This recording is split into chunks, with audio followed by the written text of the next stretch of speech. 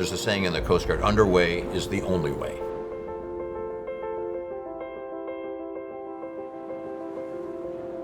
When everybody asks me, like, who are you? Deep down, I am a Coast Guard officer.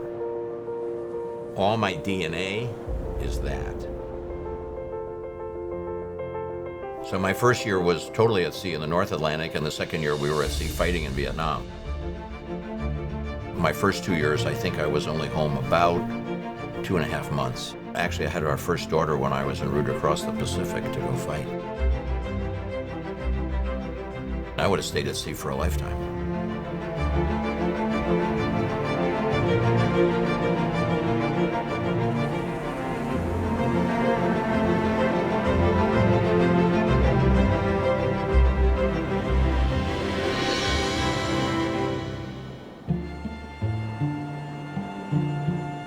My dad is a man of service. Great leader, visionary, and terrific person. No matter like who you are, if he has time, he'll stop and ask you questions because that's just the kind of person he is.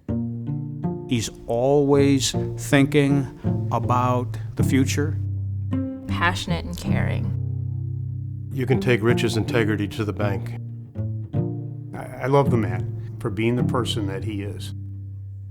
I would do anything for Rich Schneider. How would you describe yourself? Well, that's an interesting question.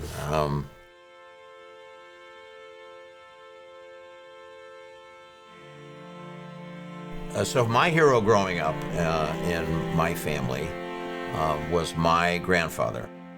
Came to the United States, became a ship captain. He was my hero, and was really, I think, our whole family's hero in regards to serving America. That was what I was going to do. I was going to go to sea, whether as a Murchie or as a Coast Guard officer. What drives me is doing things for other people. And that's certainly why I joined the Coast Guard. It was to save other people that were in trouble. And I had a chance to go to the United States Coast Guard Academy. I got to marry my high school sweetheart, and we had 4 beautiful girls. By that time, I was in graduate school. The Coast Guard was sending me to grad school to be a physics faculty member at the academy. I got through 3 years of teaching there, but Beth became really pretty ill. And the docs told us that you're going to be losing this girl at some point, and you got to make some decisions.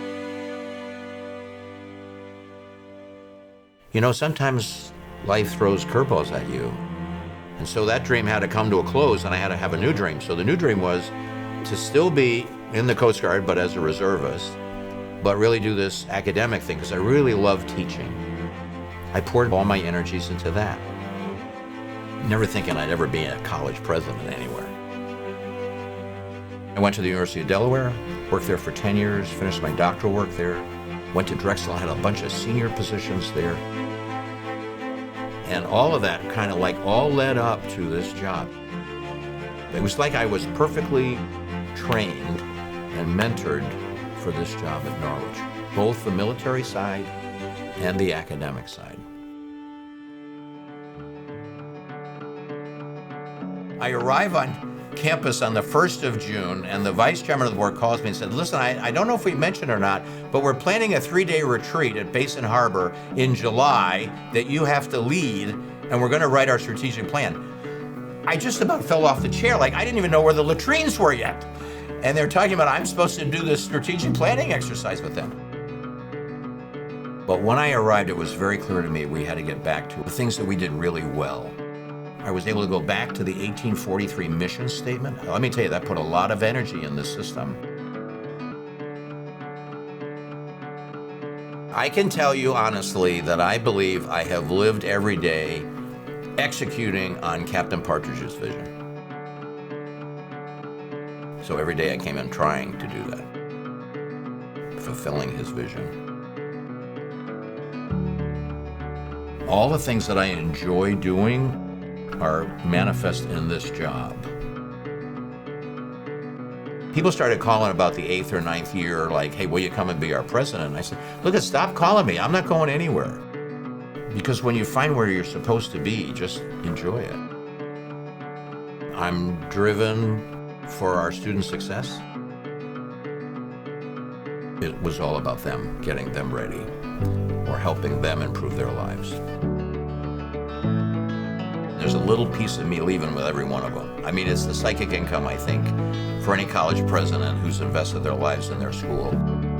So it's going to be a tough transition, but I'll always remember you.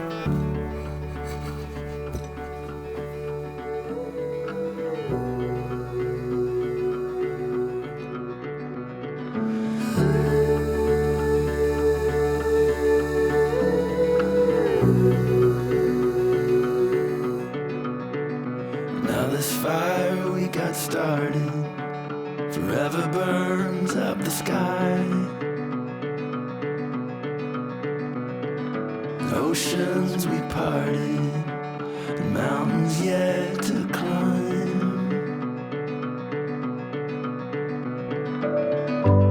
You are my whole life, both professionally and personally, and Jamie's too. I mean, every weekend, Jamie and I are at something or multiple things for school. I mean, we're going to turn around and look at each other some Saturday and say, well, what the hell are we going to do now?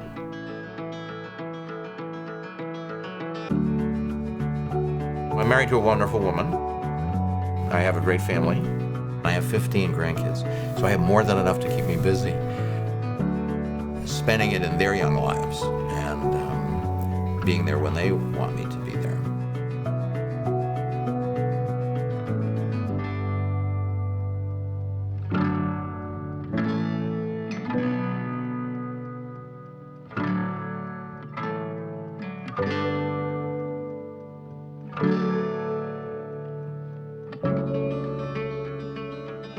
This has been quite a journey, and I am leaving it better than I found it, which is a Coast Guard thing. Whenever you come aboard ship, you need to take what you get and make what you want, and leave it better than you found it, mister.